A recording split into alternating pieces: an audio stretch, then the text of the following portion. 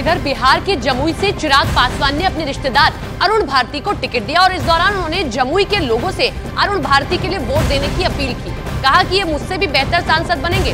2014 से 2019 में चिराग पासवान जमुई से ही सांसद बने थे, लेकिन इस बार वो जमुई की जगह हाजीपुर से चुनावी मैदान में उतर सकते हैं, जहां से उनके पिता रामविलास पासवान राजनीति में बतौर सांसद बने रहे।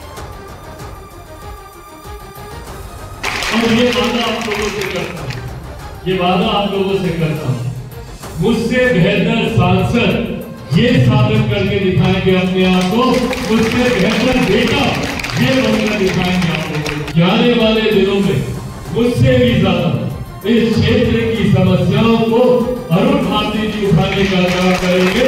ये बात आप लोगों से करने वाला मेरे परिवार के हैं, आपके परिवार के।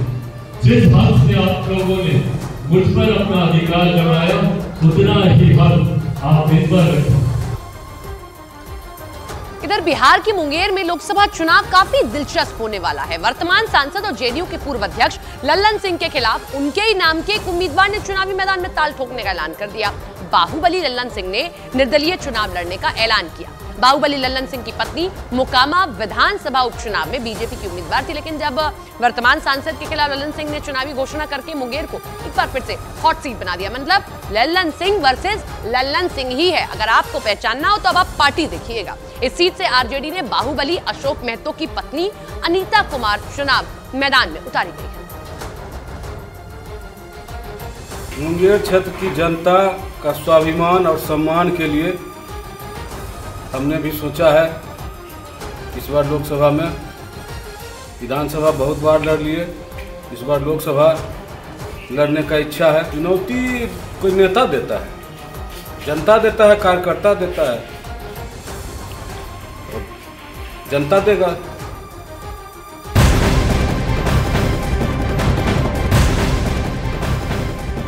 कांग्रेस पार्टी ने लोकसभा चुनाव के लिए अपने उम्मीदवारों की 8वीं सूची जारी की है। इसमें 4 राज्यों की 14 लोकसभा सीटों पर उम्मीदवारों के नामों का ऐलान किया गया। कांग्रेस ने अपनी 8वीं सूची में 4 राज्यों की 14 लोकसभा सीटों पर उम्मीदवारों के नामों का ऐलान किया। इसमें उत्तर प्रदेश, तेलंगाना की 4 लोकसभा सीट, मध्य प्रदेश और झारखंड की 3-3 लोकसभा सीटें शामिल है।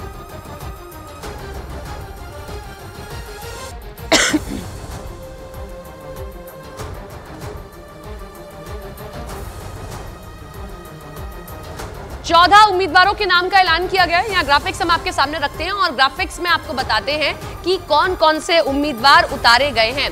तो यहाँ से शुरू करते हैं। राव यादवेंद्र सिंह गुना मध्य प्रदेश से उतारे गए हैं, यानी कि ज्योतिरादित्य सिंधिया के मुकाबले दमोह मध्य प्रदेश में तारवीर सिंह लोधी को टिकट दिया गया। विदिशा में प्रताप भानु शर्मा शिवराज सिंह चौहान के ऑपोजिट उतारे गए हैं। इधर खूंटी झारखंड से कालीचरण मुंडा, लोहरदग झारखंड से सुखदेव भगत, हजारीबाग झारखंड से जय प्रकाश भाई पटेल को टिकट दिया गया है। और अगर हम उत्तर प्रदेश की बात कर ले तो उत्तर प्रदेश में गाजियाबाद से एक बार फिर से डॉली शर्मा को टिकट दिया गया। हालांकि वो 2019 में भी चुनाव हार गई थी। तो ये पूरी सूची है जो कांग्रेस ने जारी की है, जिसमें अलग अलग राज्यों के अपने उम्मीदवारों का ऐलान कर दिया है।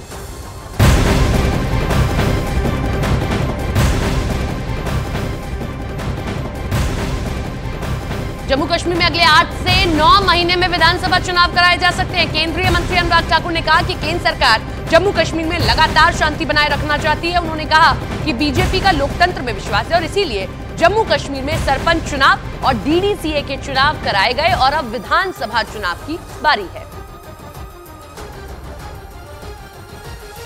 शांति हम लगातार बनाए रखना चाहते हैं और स्टेटहुड की बात इसलिए क्योंकि लोकतंत्र में भारतीय जनता पार्टी का विश्वास है। यहाँ पर पंच से लेकर सरपंच तक चुनने का काम भी हमारे समय हुआ, तो डीडीसी के चुनाव भी हमने ही करवाए और अब विधानसभा के चुनाव करवा के भी यहाँ पर अपनी विधानसभा, अपने विधायक और अपनी सरकार अगले 8-9 महीनों के अंदर बनकर तैयार हो जाएगा।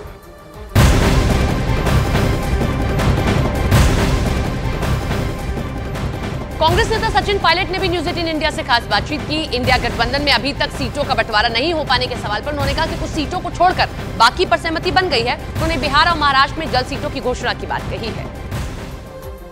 ये जो आपका संतुलन है, ये इंडिया गठबंधन इस संतुलन में कहां पिछड़ गया कि अभी तक सीटों का बंटवारा नहीं हो पा रहा है और अब नामांकन आप दाखिल कर रहे हैं। इंडिया अलायंस का गठबंधन की जो पार्टीज हैं उनका वोट शेयर 65% था पिछली बार, तो हमारा गठबंधन मजबूत है। जो ये बिहार और महाराष्ट्र के अंदर क्या हुआ, अभी तक अलायंस नहीं हुआ? बिल्कुल घोषणा बहुत जल्द हो जाएगी। दोनों राज्यों के अंदर इंडिया अलायंस को पूर्ण बहुमत मिलने वाला है। बहुत चंद सीटों पे एनडीए सिमट जाएगा, महाराष्ट्र में भी और बिहार के अंदर। राजस्थान के अंदर कितनी उम्मीद कर रहे हैं आप, कितनी सीटें आपको मिल जाएगी? क्या इस बार उम्मीद है कांग्रेस को?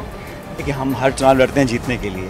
पिछली 2 बार हम लोग यहाँ पे सीट नहीं जीत पाए थे, लेकिन इस बार मुझे लग रहा है एक अलग तरह की हवा है।